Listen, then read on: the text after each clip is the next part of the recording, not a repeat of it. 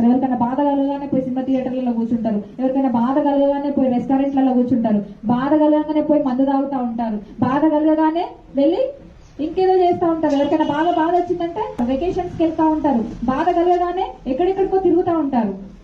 కానీ హన్న ఏం చేసింది? ఆమె దుఃఖముతో ఉన్నప్పుడు దేవుని సన్నిధిలో మొరపెట్టిందంట. హల్లెలూయా.